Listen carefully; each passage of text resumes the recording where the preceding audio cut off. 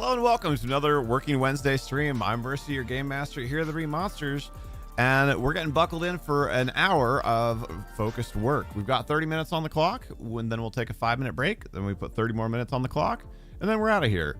I do often end up going a little bit over, but that's okay. The main goal is to sit down, set some very specific tasks that we want to complete, and to try and stay fairly focused on those things. So good luck to us today. Last time we definitely ran on the longer side, but that's okay. We've got a little bit shorter to-do list this time. That's partly because, and here's the bad news, no D&D session this weekend. We were originally planning on YouTube that. stream is now live. Thank you, Lumia. We were originally planning on doing our next D&D session this weekend, but we had just a scheduling issue come up with one of our players, and that has had to get bumped. I don't know for sure when we are going to do the next one. It will for sure not be next weekend, the weekend of the 21st, because we'll be in Las Vegas for TwitchCon. It may potentially be on Saturday the 28th. I don't know for certain yet. Pixie has a work Halloween party that day, but I'm hoping maybe we can do the D&D session before that. So fingers crossed, next session hopefully on October 28th. Hey, Nun, happy... wow, that's not the right day at all. Happy hump day to you. Hello, Michael. So, we set a more modest set of goals for today's working stream. There are 3 primary things that I want to get accomplished, and then, you know, who knows? Obviously, we can always take on more things if we get done with that in a particularly timely manner. The first of which is finishing the Wilderness Survival Guide item design that we started last time. And then we'll move on to making we wanted to make some gnomish contraptions, was something that we were kicking around last time. And None Such Being in chat actually had a fantastic suggestion for that, which was to do some medical stuff. And we didn't quite fully dial in on that because I was kind of left at like, well, you know, like what if we make like a surgery kit, but then, or, you know, like if we make something for treating slashing wounds, but then they fall off of something, then it doesn't really make sense for it to work. So I've been kind of mulling it over, and then I had the idea. I was like, we should totally invent an AED.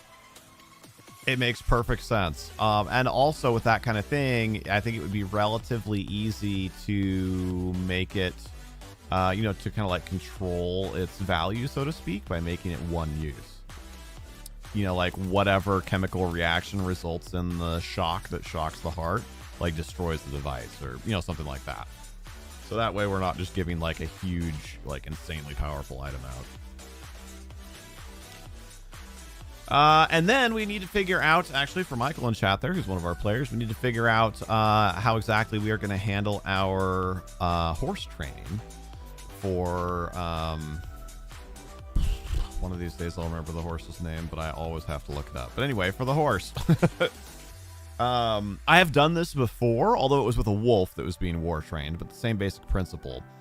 The short version is war training technically is one roll, and then it takes you 30 days of full-time work to do it, and then you're done.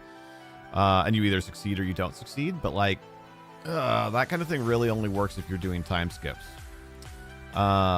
So what I've done in the past, and I don't remember exactly, and so we will have to slightly reinvent the wheel, but essentially is do like somewhere between 1.5 to 2 times, you know, because like obviously a month being 30 days.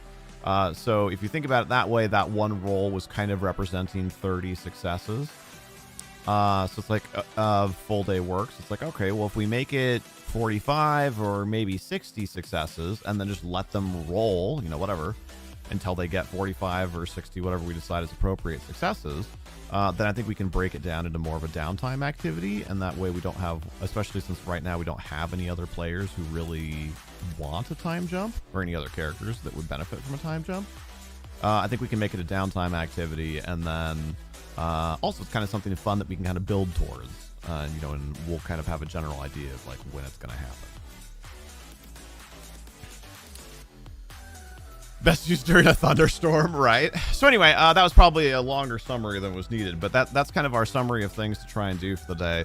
I think that will not be a problem to get done, and to actually not be, you know, an hour and a half long this time.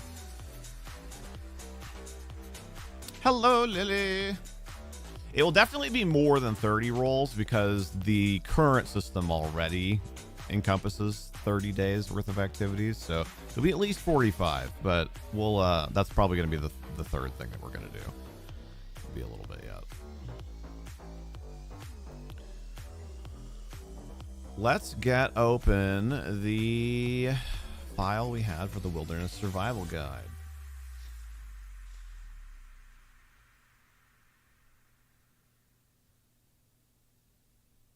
You're betting on success.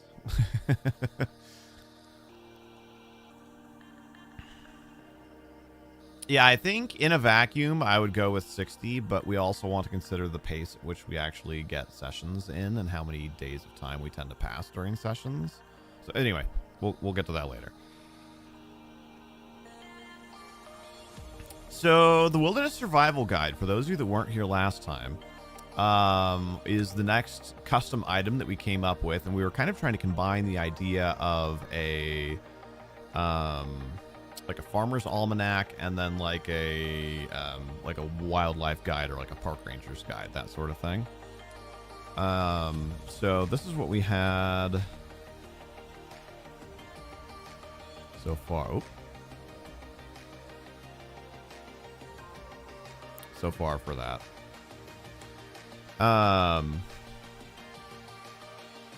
This book includes all readily available information about local flora, fauna, weather patterns, and noteworthy landmarks. Spending 10 minutes searching and reading this book grants a +2 circumstance bonus on survival checks in the book's region. And really, so, I mean, it's like 95% done. Really, we were kind of just dickering over wording last time. And it was kind of at that phase where we were like 90 minutes into the stream and like I was a little, it's kind of like staring at a spreadsheet for too long or whatever, and was kind of having trouble like making decisions or making changes that felt good.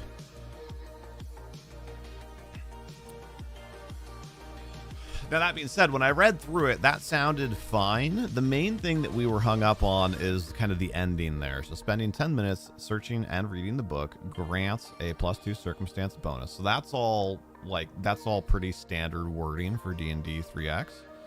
A +2 circumstance bonus on survival checks. It was the in the book's region that we were kind of hung up on and that I couldn't find a solution for that I really liked. In the book's region, in the region covered by the book, in the region the book is about.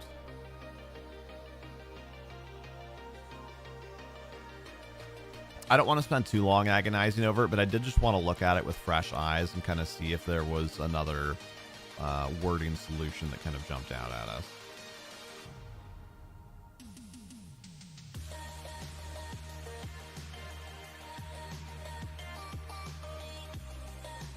Oh yeah, and then also we should probably come up with a price. I hadn't really thought about that.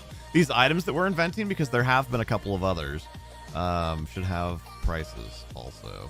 I don't know if we'll price today or maybe we'll price next time. But our other ones so far are the Goblin Grappling Hook and the Scoundrel's Gloves.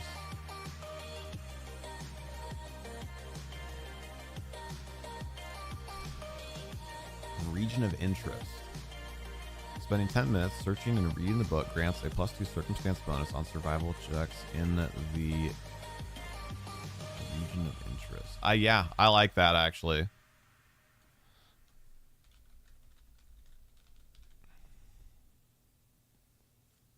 Also kind of accidental, but the way that makes the text kind of wrap around the book, that's kind of fun. Should the players know the price? I think players knowing is fine as long as we, can separate meta knowledge. Let's grab our handy dandy player's handbook here and just kind of look at the description again of masterwork item and compare one more time, and then I think we're probably done with that. Honestly, like I said, we were close last time. I was just getting flabbergasted. All right, so we have things like Thieves' Tools. This kit contains extra tools and tools of better make, which grants +2 circumstance bonus on the disabled device and open lock checks. Disguise kit. This bag contains cosmetics, hair dye, and small physical props. The kit is the perfect tool for disguise and provides a +2 circumstance bonus on disguise checks. The disguise kit is exhausted after 10 uses. This obviously wouldn't have uses in the book, so that's not really a thing to consider. Masterwork Artisan's Tools. These tools serve the same purpose as the Artisan's Tools above. Oh, okay, so I guess we kind of need both. These special tools include the items needed to pursue any craft except alchemy. Without them, you have to use improvised tools, if you can do the job at all. Then the Masterwork ones, these tools serve the same purpose as the Artisan's Tools above, but the Masterwork Artisan's Tools are the perfect tools for the job, so you get a +2 circumstance bonus on craft checks with them. Climber's Kit. Climber's Kit includes special pitons, boot tips, gloves, and a harness that aids in all sorts of climbing. This is the perfect tool for climbing and gives you a +2 circumstance bonus on climb checks. Yeah, I think that's all fine. Kind of within the vibe of what we have here. This book includes all readily available information. The words they were using were, "This is the perfect tool for the job." But I don't know, it seems a little overmuch. This book includes all readily available information about local flora, fauna, and weather patterns and noteworthy landmarks. Spending 10 minutes searching and reading the book grants a +2 circumstance bonus on survival checks in the region of interest. Yeah, I think it's good. Print it, ship it. Oh, I already saved it. We good. Amy, oh my gosh, you actually showed up more than 5. You did. I'm so glad to see you here. I know for a long time it was a thing of like you were really interested in this, like, and you really wanted to be able to come to these streams, and you hadn't been able to come to one for a long time. So then being able to make it last week and obviously this week, I'm super excited. I hope you're having a decent day.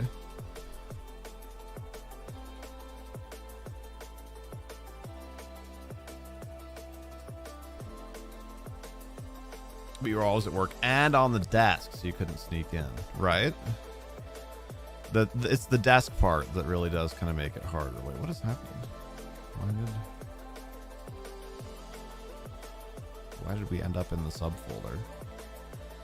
Day's been hectic, but you're being productive and putting together kits right now. All right. Well, productivity is obviously not the only measure of success, but in a day that has been hectic, getting things done is good.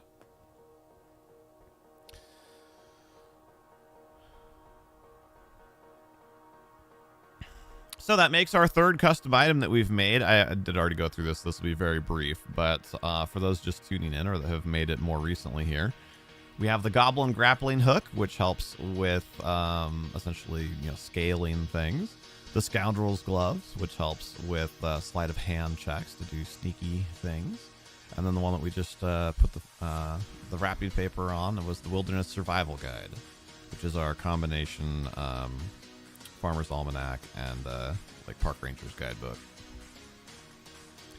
So our next one is actually going to be to invent a gnomish AED. So I guess first things first, let's just copy this over.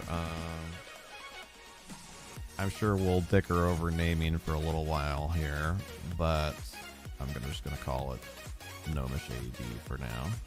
Okay, this song needs to calm down a little bit. I'm not quite that excited about this.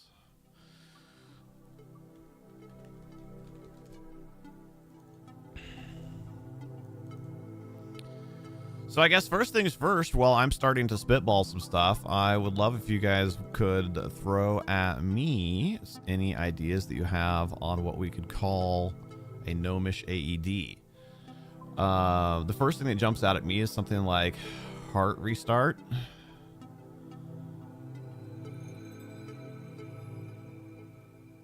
Because I like the forced rhyme. But heart restarter. Harder restarter. I don't know. I'm sure we can come up with tons of other stuff though.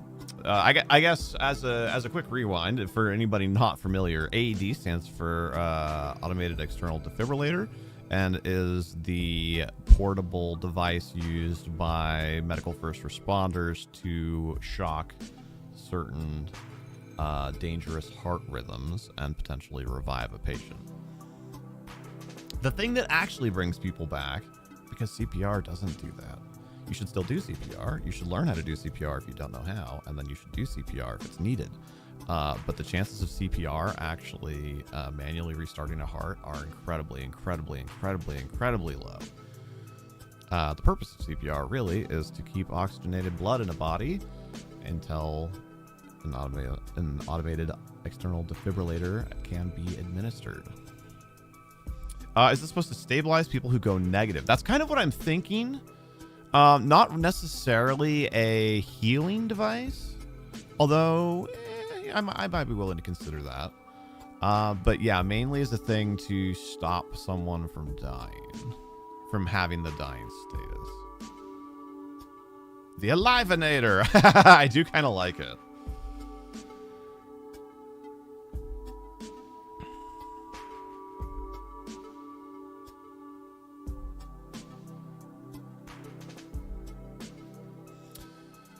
Yeah, I guess that's true. Okay, so let's backtrack one more step then, off of Nun's question, is what exactly do we want this to accomplish? Or, like, what is the thing that this accomplishes, and how valuable / useful is that?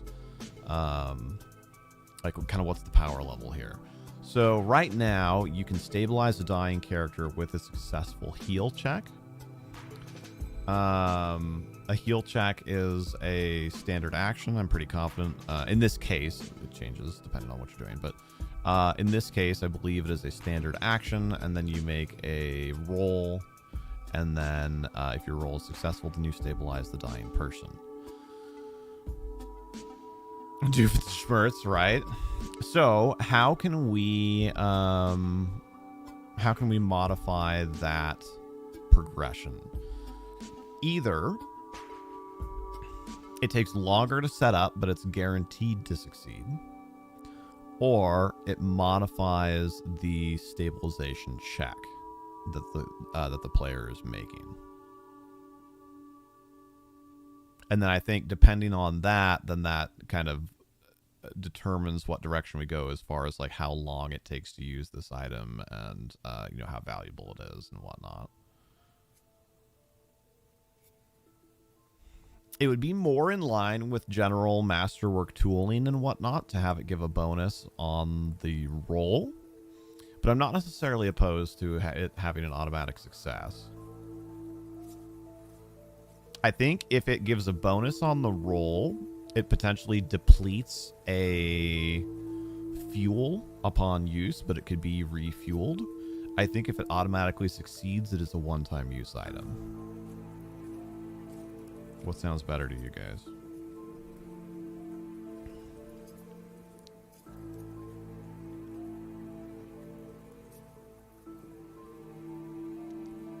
I'm 50-50. It's more dramatic if it automatically succeeds and maybe even like resets them to 1 health and then is consumed. It's more practically useful if it's rechargeable.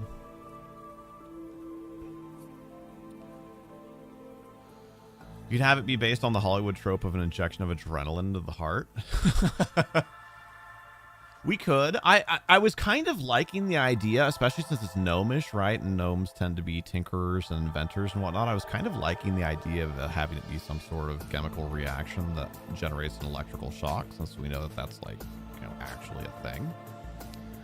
The electrical shock is actually like a thing that works in some circumstances. But I do kind of like the idea, yeah, the big, think like, I know it wasn't adrenaline, but think of like The Rock with Sean Connery and Nicolas Cage. And they get out their like 1 foot long syringe and have to like jam it into their heart.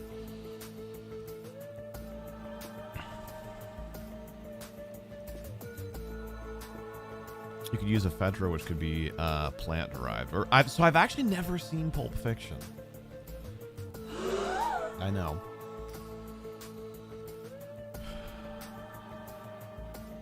Ephedra is an interesting thought. That feels more kind of like alchemical / like leading into like herbalism, shamanism, that or almost like even like druidism. Yeah, a little more elvish. Mm-hmm.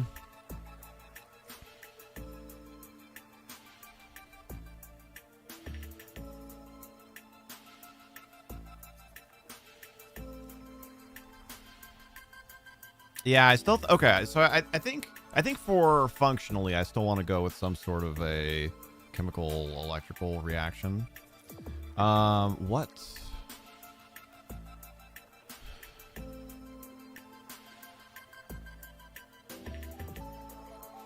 So I think the other thing is if we're going with the route of being rechargeable and gives a bonus to the roll, then it's faster to use, right?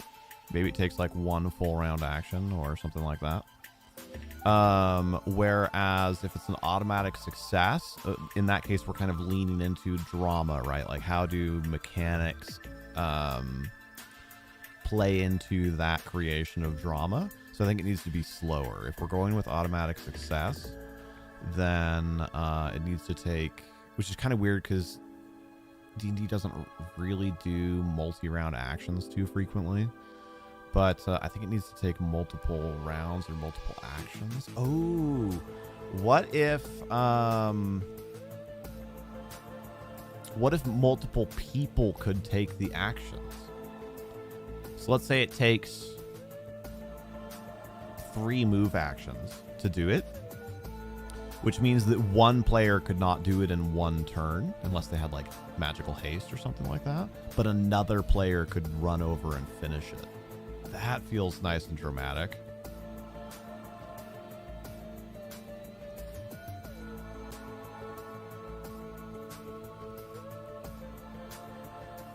Like one to get it out, one to set it up, and one to use it. And then we set it up, we use it, we, rip the cord or whatever, the chemical reaction goes off, and then they're shocked back to life, and the equipment like kind of blows up a little bit or something like that. Really need to watch Pulp Fiction one of these days. I know I don't watch a whole. You've heard me say this before, but I don't watch a whole lot of movies. But I really should go back and do it. Okay, I think we have a concept. I think I like that more. We still are going to need to circle back to a name, but that's okay. Just so I don't forget which project I'm typing in. So let's write down the idea first, and then we'll kind of gamify the wording.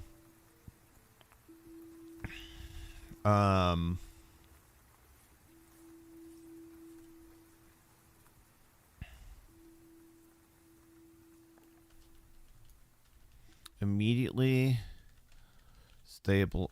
Do we even need to say stabilized? Because stabilized is specifically a thing that happens when someone is below 0 hit points. So if we're going to return them to 1 hit point, it actually does not stabilize them.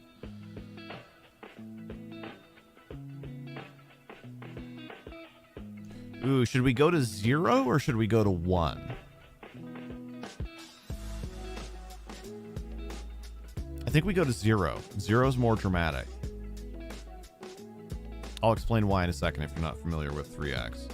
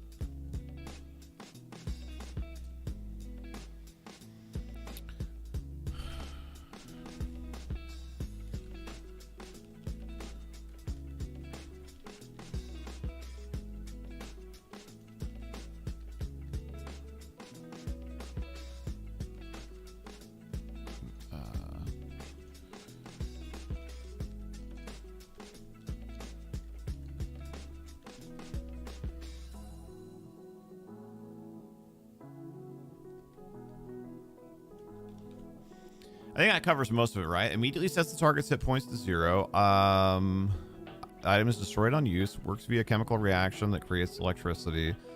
Takes 3 move actions to use. 1 to get out, 1 to set up, and 1 to activate. Back already. Sitting at curbside. Oh, what are we getting? I feel like there was kind of like one other point that I had said, but maybe that got rolled into one of the other things that we wrote down here.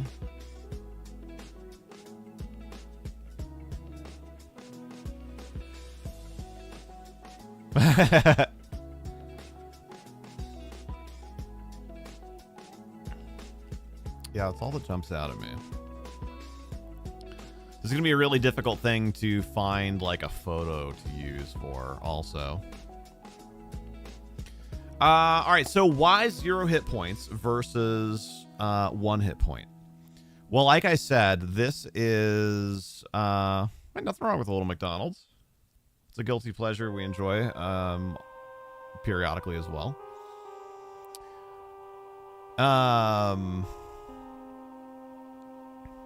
So 0 hit points in D&D 3X is a very specific state called disabled. I can look up the exact rules, but essentially, a creature that is disabled is conscious and alert and can take and can perform actions, but only 1 action per turn. So normally you could do a standard action, a move action, and potentially a swift action. So normally you have up to 3 actions per turn. When you are disabled, which like I said is a very specific thing, like between dying and not dying. So when you have the disabled status, you can take 1 action on your turn. And if that action is more strenuous than a move action, for instance, a standard action like an attack, then immediately upon completion of that action, the character loses 1 hit point and begins dying.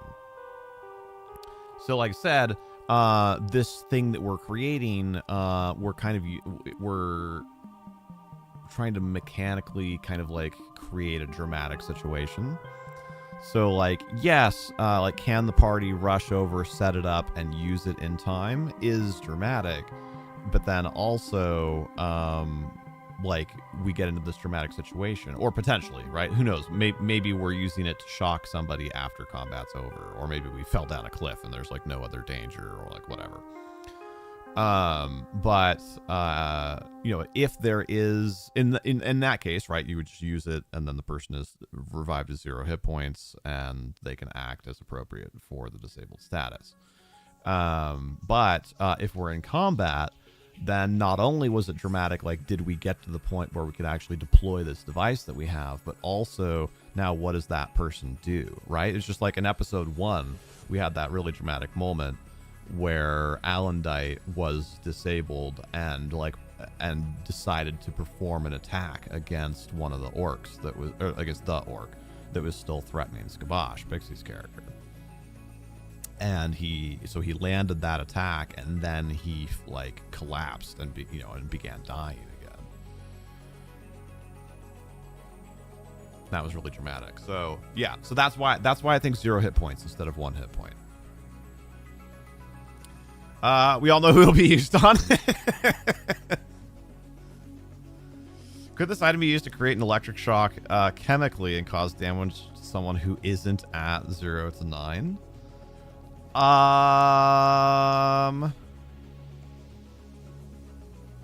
Potentially.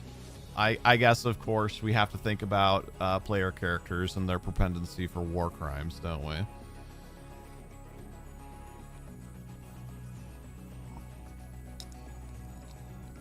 If the library had curbside apple pies, that would be special, wouldn't it? Wait, though. Did they say something about apple pies above that? Or did we just expand curbside to being curbside apple pies? I think that's all I see. All right. Wow, it's already break time. But this has been a really fun thought experiment. No, I know they are. Yeah. So that makes sense. I was just curious if I'd missed the message. 2 quick things. If you haven't already done so yet, please don't forget to give a thumbs up to the live stream. It helps push our content out to more people, which is a great, easy, free way to help the channel and the community grow. with that, I'm going to get up. I'm going to take about a 5-ish minute break, and we'll be back. We will try to finish at least the wording. I don't know if we're going to be able to find a picture readily that's going to work for this, but we'll try and at least lock in the wording for this, and then flop over and work on war training a little bit. Any sufficiently advanced medical devices in this? True. All right, let's go here. Change the timer. Oops, wrong app. Change the timer here real fast. Break ends. Put 5 on it. Start. All right, cool. I'll be back in a few. Get some water, stretch your legs. Thanks for being here.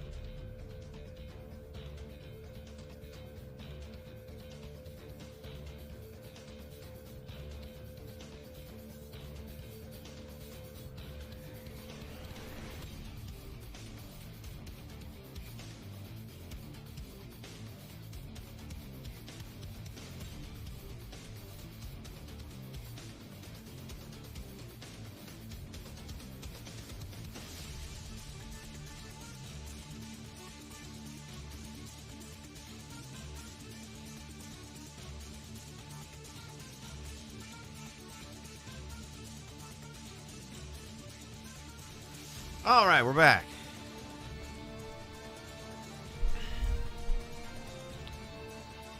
Thanks for hanging out, y'all. I hope you had a good break.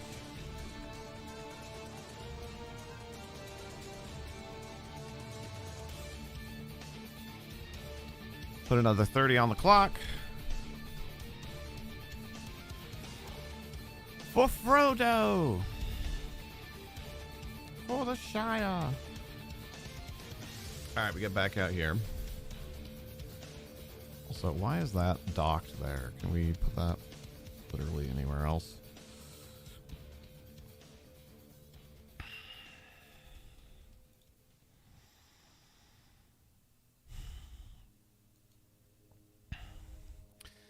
I'm trying to think too. I know that it's not normally the way that things are set up in D&D to have different action types required. But do we like the idea? Do we like 3 move actions, or do we like a move and a standard action? Is using it harder than setting it up or getting it out? No, I think 3 move actions is good.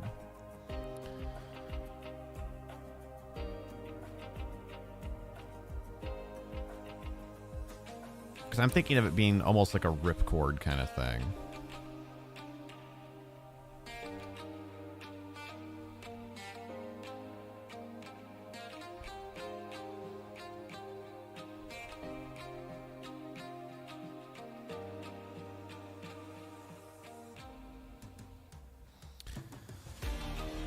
So what do we want to compare this to? I guess we need 2 things. We need the description of the healer's kit, and then we also need the wording of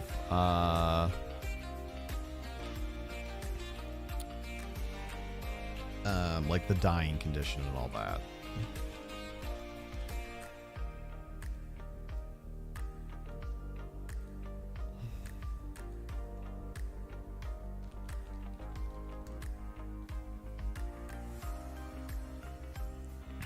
There's that. And then we want... And I know we always run into something here. So death and... This is super annoying. So death and dying is a variant rule. It's actually injury and death that we want.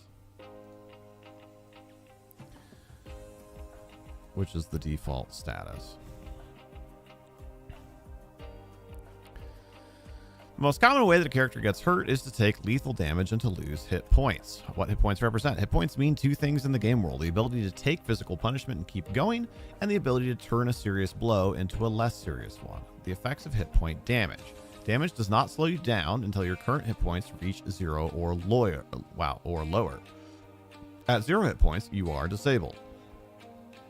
At -1 to -9 hit points, you are dying, and at -10 hit points, you are dead. Massive damage. If you ever sustain a single attack that deals 50 points of damage or more and does not kill you outright, you must make a DC 15 fortitude save. If this saving throw fails, you die regardless of your current hit points. If you take 50 points of damage or more from multiple attacks, not one of which deals 50 or more points of damage itself, massive damage rules do not apply. Okay, so we knew all that. I'm just kind of refreshing myself. Disabled, 0 hit points. When your current hit points drop to exactly 0, you are disabled. You can only take a single move action or standard action each turn, but not both. Oh, I guess I had that wrong then. Sorry. You can take the move action without oh, never mind. Here we go. You can take the move action without further injuring yourself, but if you perform any standard action or other strenuous action, you take 1 point of damage after completing the act. Unless you actively increase your hit points, you are now at -1 hit points and are dying. Healing that raises your hit points above 0 makes you fully functional again, just as if you'd never been reduced to 0 or fewer hit points. You can also become disabled when recovering from dying. In this case, it's a step towards recovery, and you can have fewer than 0 hit points. Yeah. Dying, -1 to -9. When your character's current hit points drop between -1 and -9 inclusive, they are dying. A dying character immediately falls unconscious and can take no actions. A dying character loses 1 hit point every round. This continues until the character becomes stable. See below. dead, -10 hit points or lower. When your character's hit points drop to -10 or lower, or if they take massive damage, see above, they are dead. A character can also die from taking ability damage or from suffering ability drain that reduces constitution to 0. Stable characters and recovery. So stable's not going to be directly pertinent. Hello, Mendes.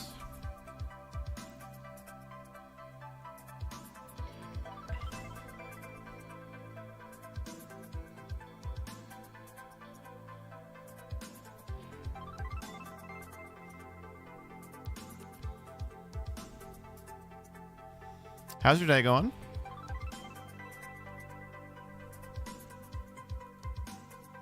Yeah, we don't need that. We don't need that. Magical healing limits. Yeah, we know that. Healing ability damage, we know that. Temporary hit points, that's fine. Non-lethal damage. Okay, so none of the rest of that is pertinent. Hey, congratulations! Yeah, thanks for the lurk. And congratulations, sir. All right, so there's that. So now let's go find the healing kit.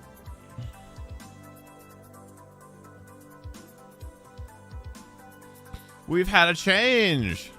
The vaunted Taldio has come by.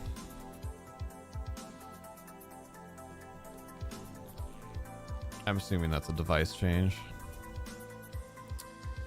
Healer's Kit is the perfect tool for healing and provides... No, okay, so that's actually not very helpful.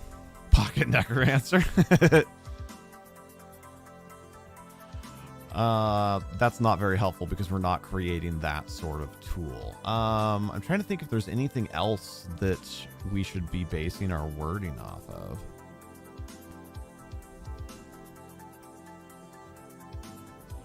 Almost more like a healing potion, but not really. I think we're kind of on our own for this one. There isn't anything that's really like directly applicable there.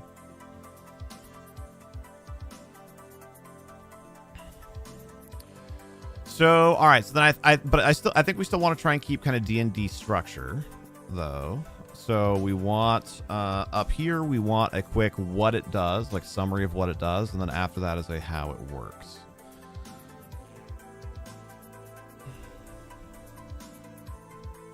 So I think, like,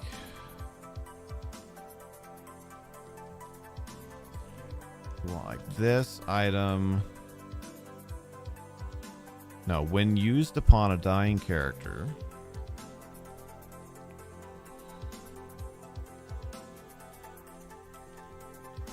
this item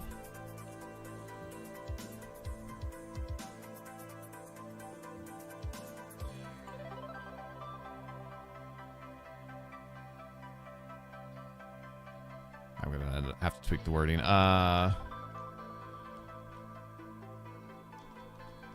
Returns this item immediately. No, this item, yeah.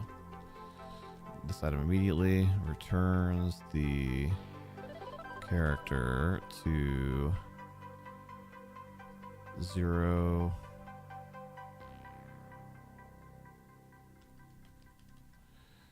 Hit points, and they can act as normal for that state. Normla.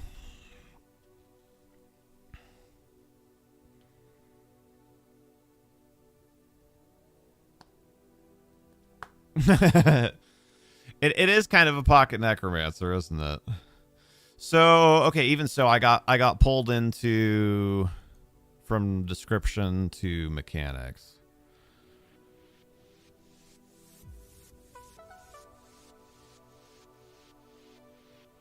Hello, Kale. How's your day going?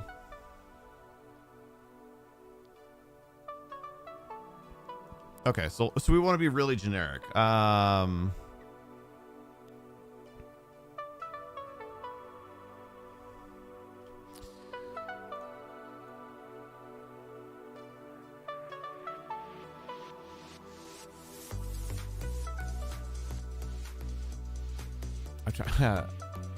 I'm really stuck on how to not use the game language that we want to use down below. This is just a description. When used upon a dying character, this item...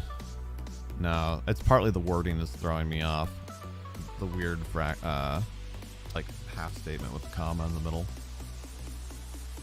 So we want to say like this item can return a dying character to life. I mean, really, that's what it boils down to, right?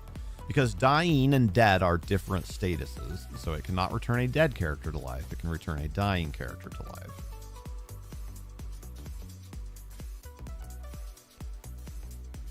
So then we have, upon use, the character returns to 0 hit points and can act as normal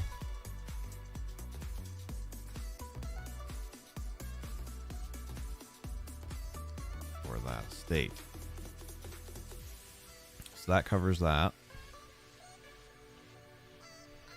Oh, and we should probably say, this can say, this item, not can, this item returns a dying character to life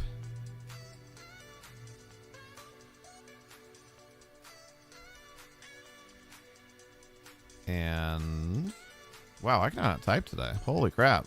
And is destroyed in the process.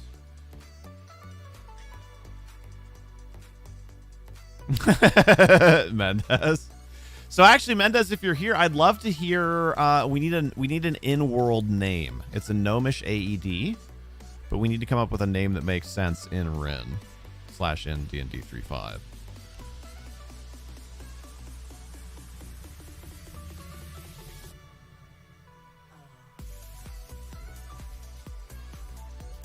So we can put a little. We can use this one to put a little bit more flavor up there. This item uses a chemical reaction to deliver an electric shock to a dying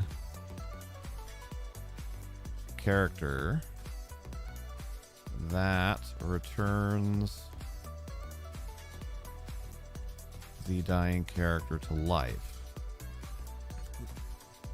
Then we just have it is destroyed in the process.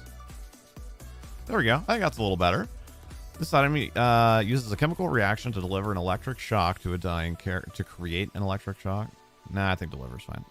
To deliver an electric shock to a dying character. Wait. This item uses a chemical reaction to deliver an electric shock to a dying character that returns the dying character to life. It is destroyed in the process. Upon use, the character returns to 0 hit points and can act as normal for that state. Okay, yeah, I think this is fine. So then we can get rid of that. Hello, Orar. Rar. Gnomish reticker. I do like it. I feel like ticker is a very, like, that implies that you live in a world where we have like ticking clocks. Your heart is your ticker, like life. So I think the reference might skip a little bit, but if we can't come up with anything better, I do like it.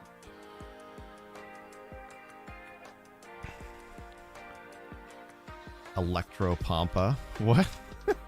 Alchemical revivicator. I do like it.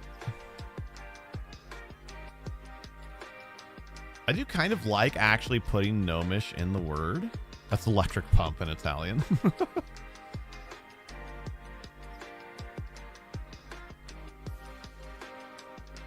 What about Gnomish Revivicator?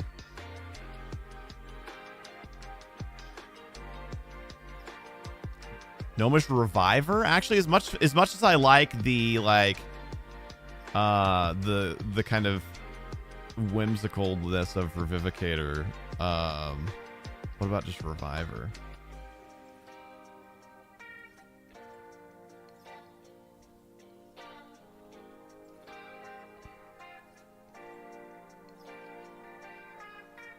Oh dear.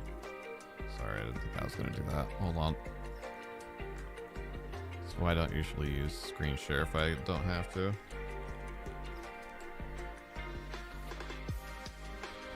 Sounds like a drink. It does. All right, Mendez. Thank you.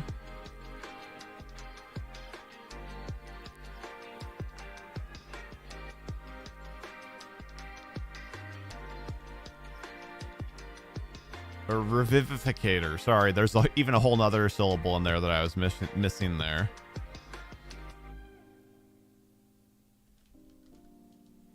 Now that I look at it.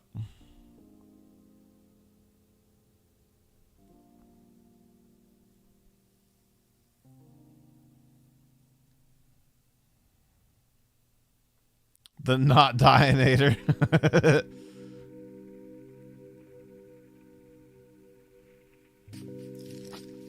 Also, Revivicator apparently is a thing in Warhammer 40k. Does it need to be gnomish or could it have the inventor's name? No, I was just thinking... So that's kind of the flavor that we're going for, right? Since gnomes are kind of like tropically the inventors and tinkerers. And then I was trying to pull also just from your suggestion of gnomish reticker. But I suppose now that I think about it, you were probably pulling that from the working title of Gnomish AED.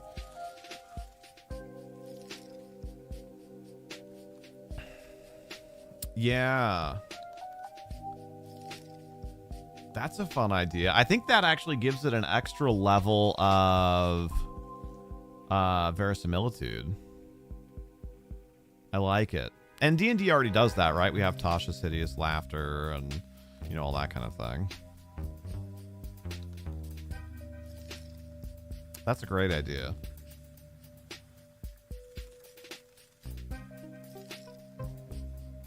Do I have a list of historical figures? In world, no. Gnomish names tend to be either Italian or German in origin. So we could make one up real quick.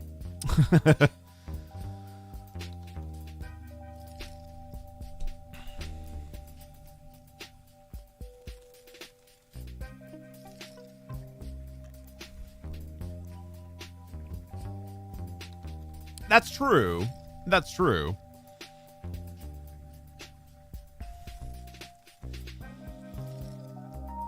But I mean, also, we're not making a source book, right? This is a campaign resource. Yeah, let's go.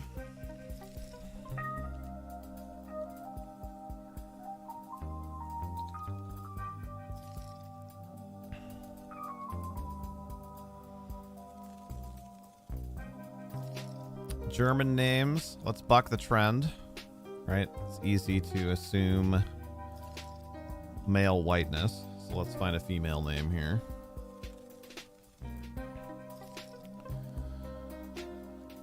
That sounds cool. Dorothy's kind of fun, but I feel like it's that name in particular has kind of a connotation to it. Brunhild? Was that a name in the list, or is that from something? That immediately makes me think... Oh, there it is. That immediately makes me think of Where Eagles Dare with Clint Eastwood. And, oh crap, what's the other guy's name?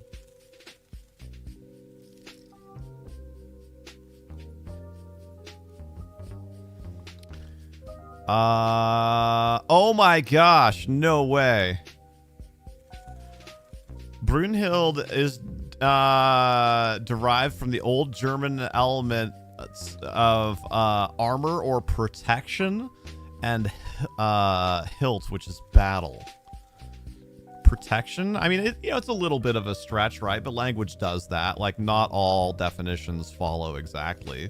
I feel like protection is very much like in line with being revived. Your life is protected. I kind of like that. Magda? That's a cool name. Hold on, let's save this one real quick.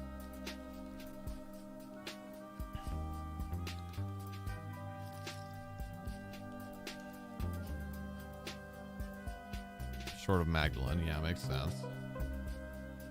Oh, do we not get a separate definition for Magda? I guess we have to go to Magdalene. Oh my god. There. It is from a title meaning of Magdala. Oh my gosh. Yeah, duh. I definitely would not have reverse engineered that myself, but it makes sense. Yeah, Magdalene, Mary Magdalene being of Magdala. Huh.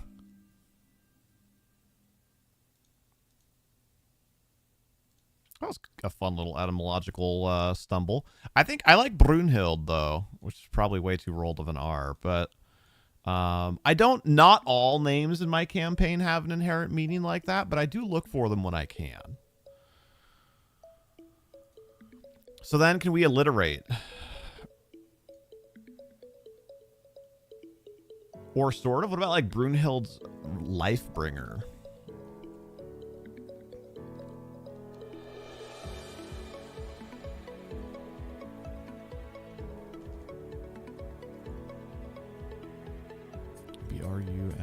Brunhild. Can we do better? I think that's okay, but can we do better? It's amusing me every time I look at this that I haven't replaced the crying out loud. What is the word I want? The grappling hook. So we have all this stuff describing an AED, and then it's currently a grappling hook. Brunhild's Bountiful Bringer.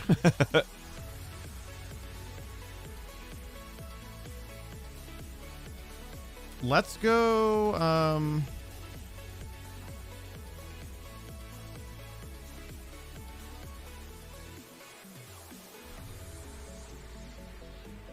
help me name a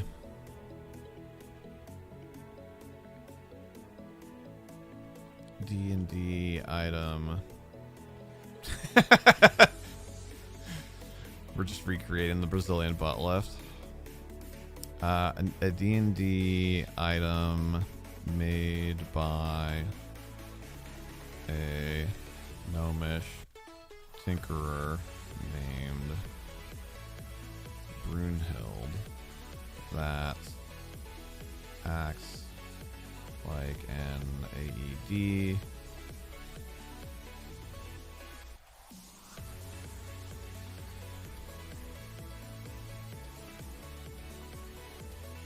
Use alliteration if possible.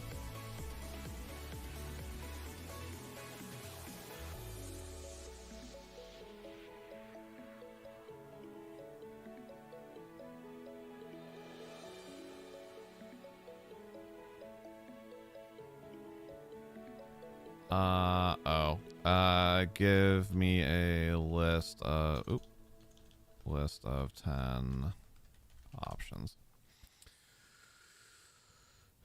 Herspring. So we could go full German for the name. That being said, it's usually more, I usually only do it for proper nouns or like the, you know, like the names of specific object. I guess this is a specific object. But in general, I have tried to keep most things in common, so to speak.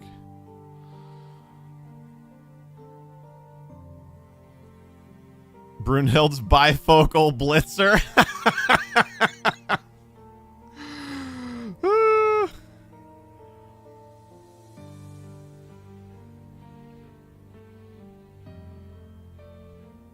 What's the term for name is destiny, like Dr. Tooth? Oh, ooh. I will note if we look it up. I definitely don't remember off the top of my head. I think it's more name is profession, but I know what you mean. The Gnomish Pulse Pounder. Sounds like an entirely different type of mechanical contraption.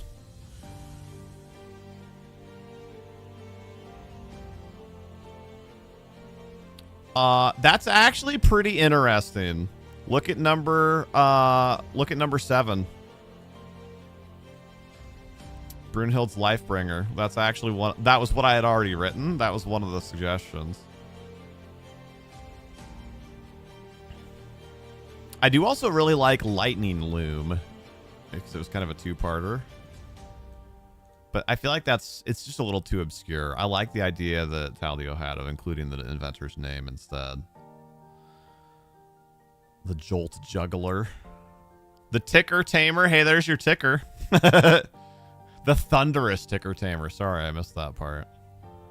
The Shock Shield. The Sparkling Shock Shield. The Elixir Ejector. Oh, boy.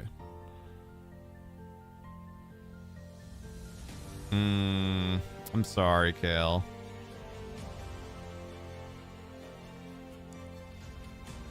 I think Lifebringer is fine. It's one of those things, sometimes, especially when naming things, not even for D&D, just in general, I get caught up in trying to get too cutesy with it.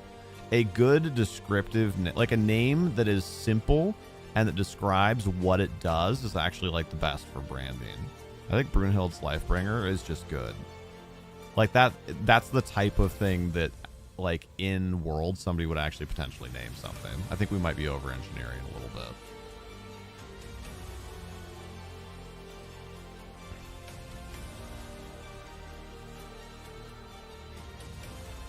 And yeah, nominative determinism.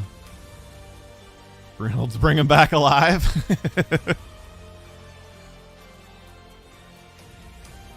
You went to bed early and slept well. Don't know what's got you. Well, but I remember also you have like emotional energy and social energy. Like there's a lot more to like energy and tiredness than just physical.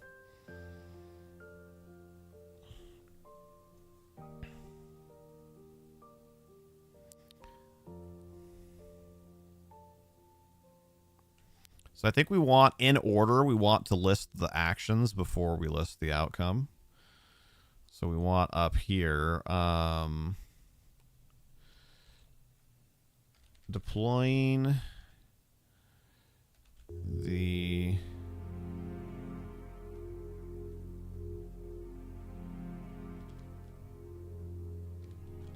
equipment requires 3 move actions. 1, 2.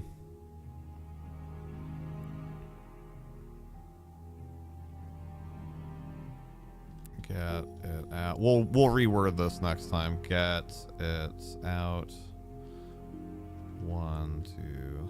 Set it up. And 1, 2. Activate it.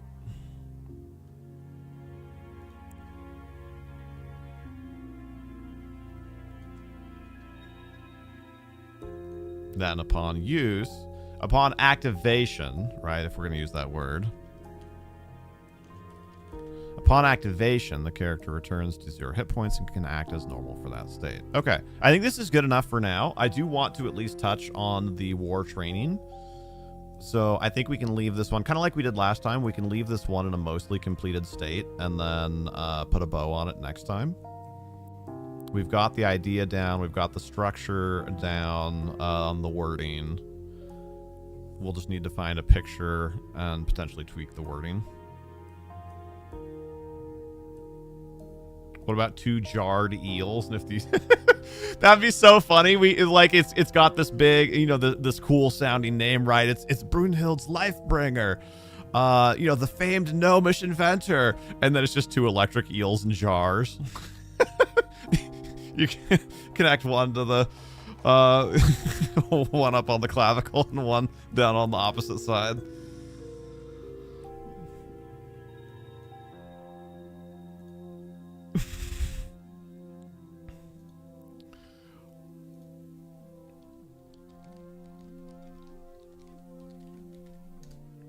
All right, we'll keep that for now. And then we'll come back over to this screen. So, horse war training. This one will be a lot faster. We're still going to go a little bit over, but this one will be a lot faster.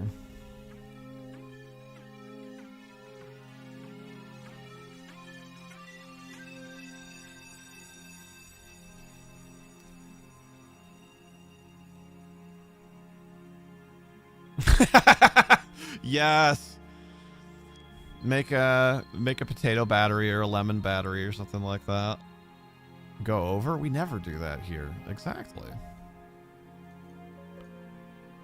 Train for purpose fighting, but we don't want that. We want... Is it this? Combat riding. An animal trained to bear a rider into combat knows the tricks: attack, come, defend, down, guard, and heal. Training an animal for combat riding takes 6 weeks. Oh dear, it's longer than I thought. Yeah, thank you, Lily. I thought it was 30 days. I lost my place.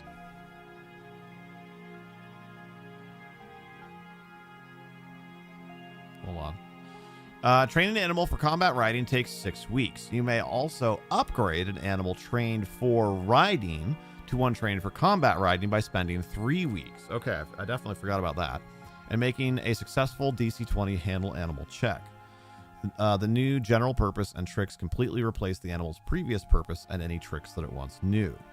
War horses and riding dogs are already trained to bear riders into combat, and they don't require any additional training for this purpose.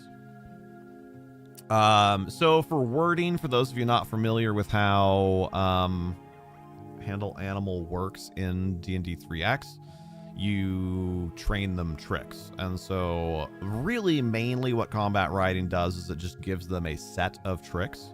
So you could individually train them to attack, to come, to defend, to go, to down, to guard, and to heal.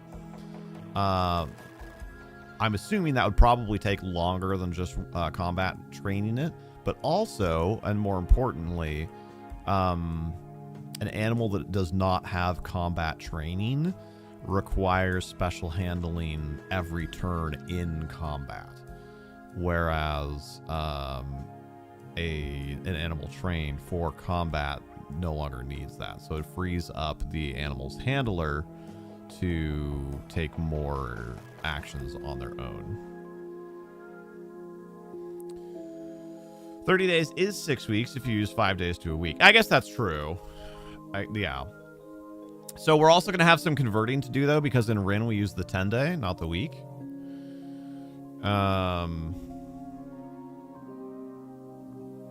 So if it should take 3 weeks, and presumably those are 7-day weeks, then that would be 21 days. So in our case, that would be 2 10 days. But that's using the normal rolling rules, which is you roll once, like 21 days passes, you roll once, and then you see if you succeeded or failed, which is what we're trying to avoid because we want to turn this into a downtime activity. So I was talking about going 1.5 or 2x. If we go 2x, that's 4 10 days. I would just round it down to that. Which isn't terrible, right? I mean, that's a month and a third. So that's not an insanely long time. But how much time has passed in-game since we actually started playing? This is where we have to metagame a little bit.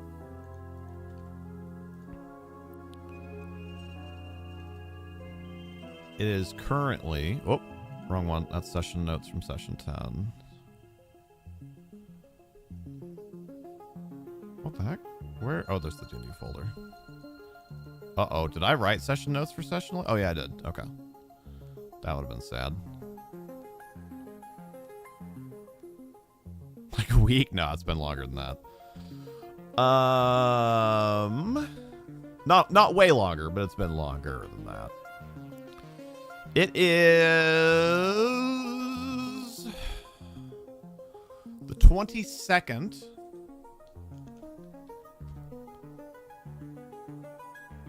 just copy paste in here. There we go. The 22nd day of mid-spring, 561. Okay. So let's go back to session 1. I think we started on like the 10th. Oh no, we started on the 4th, actually. So it's been 18 days. It's been almost 10 days.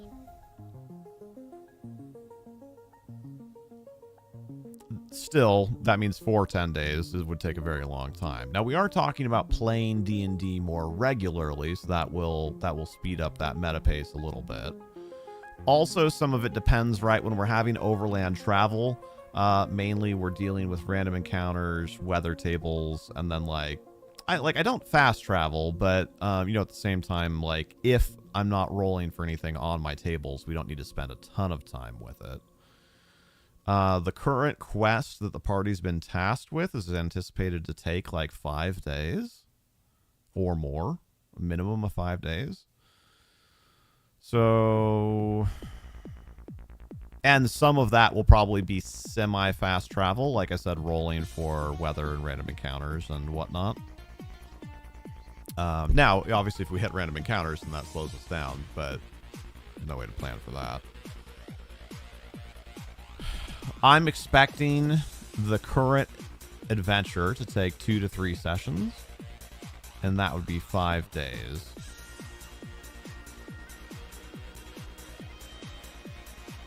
So let's assume 2 days per session. So if we did 40 days, that would be 20 sessions at that rate. So even if we started playing every other week, that would still be the better part of a year. Okay, so that's a really long time. That's a really long time. I think we stick with 30 then. 30 is the number that I had, and those of you that were here an hour ago or whatever, 70 minutes ago when we were first started, will remember that I was talking about 30 as kind of an anchor point anyway.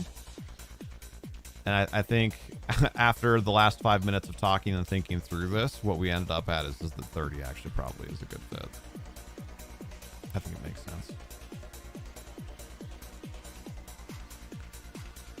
So it will take 30 DC 20 successes as a downtime activity performed over at least 4 hours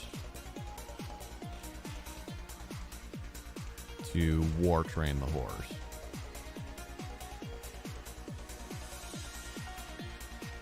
So let's make a sheet for that real fast. And we'll put that in... that can go in the public folder. That can be kind of a fun thing for people to check in on. Make a new sheet. Amras, what is the horse's name? I'm sorry.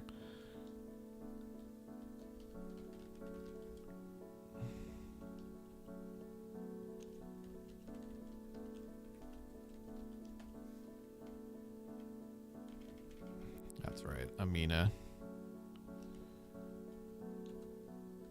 I always recognize it when I hear it.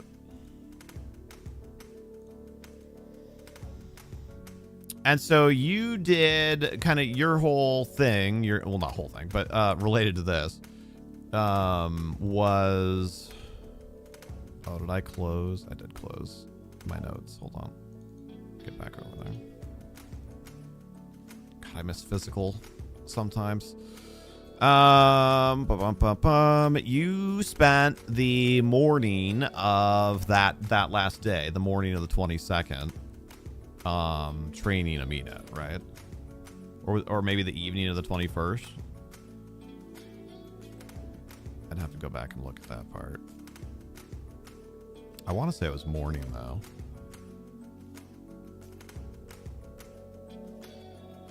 Okay.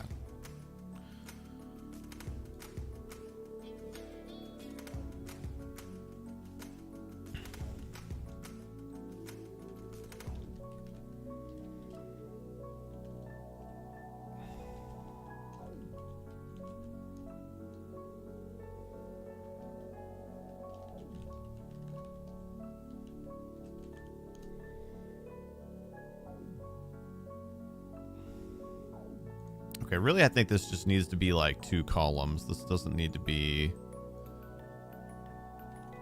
crazy in depth or anything.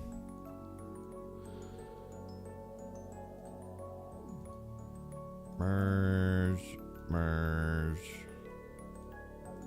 center.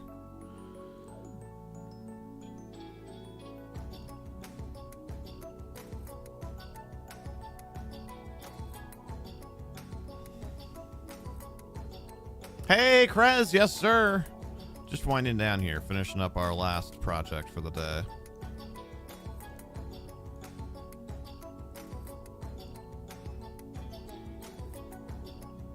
We have spring, summer, fall, winter. Okay, so I never really thought about, well, that's not true, but I don't remember what I wrote down. So for now, I'm going to shorthand it for how to write out naming conventions. So it's the 22nd, right? Yeah.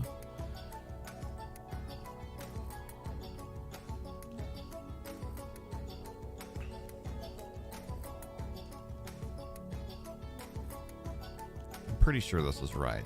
22nd, 22 mid-spring, 561.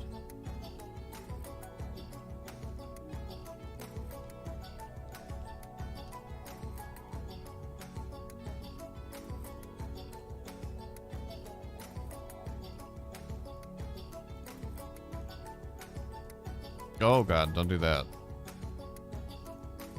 Okay. Now let's just make this pretty real fast.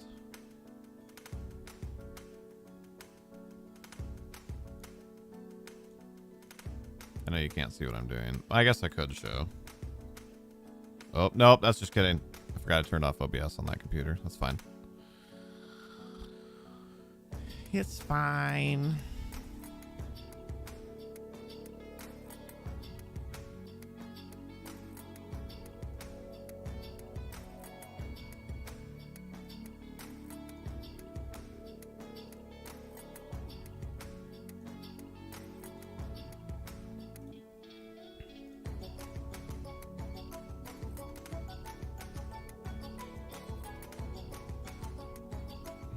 I think I want to change around the wording. I want to say handle animal DC 20, completion at 30 successes. Make both of those fonts a little bit bigger and bold.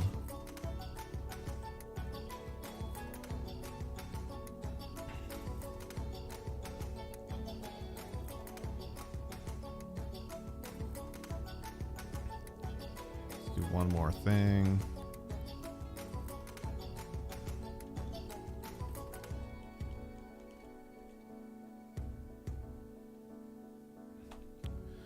Oh boy, what's the Excel function? Is it a count? No, count A? Count A? Yeah, never mind. I'm pretty sure I got it.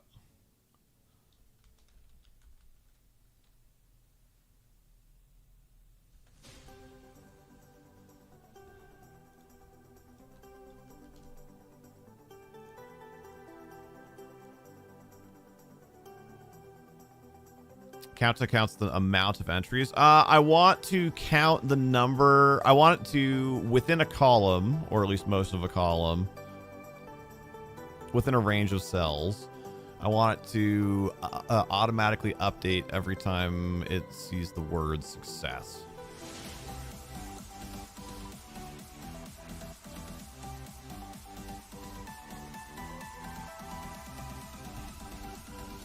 I've done it before, but it's been a while.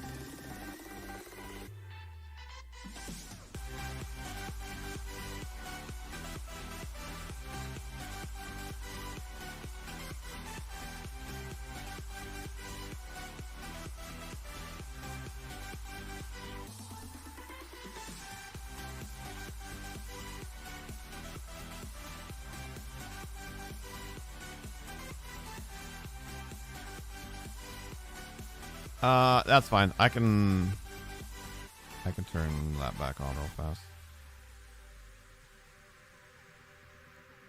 Do I have the horse's stats on hand? Yeah, strength and all that stuff would just be generic. Health was the only thing that I rolled out.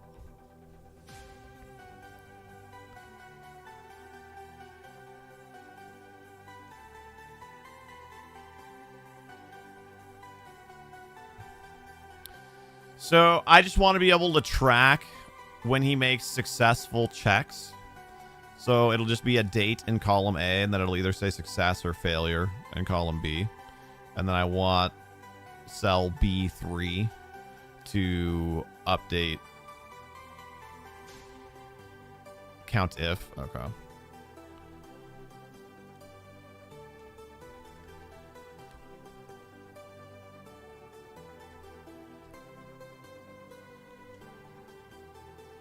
So we want the range to just be like this. I can always go back and change it later.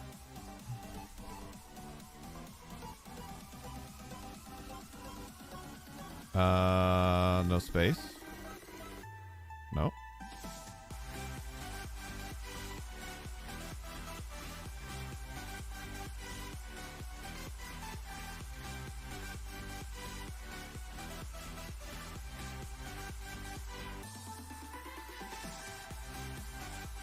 I feel like there's something really obvious here that I'm...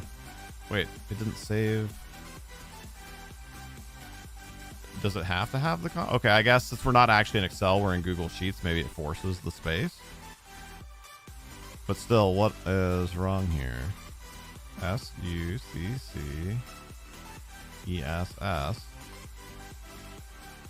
S-U-C-C-E-S-S. What have I done?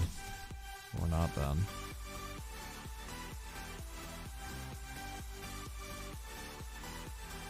Oh, the quotes.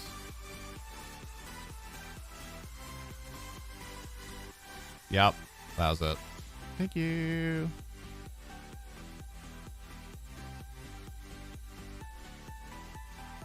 I was like, why is this not working? It has all the things. Yeah.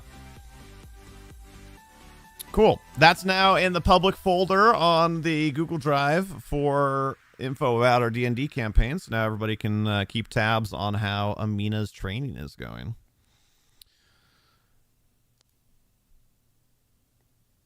Dang it. It's almost 90 minutes again. That's okay. I had fun, and we made some cool things today. I'm really excited to finish the AED project next time also.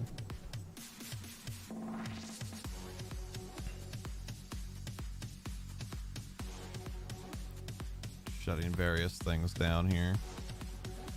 Don't need any of those. Those can go.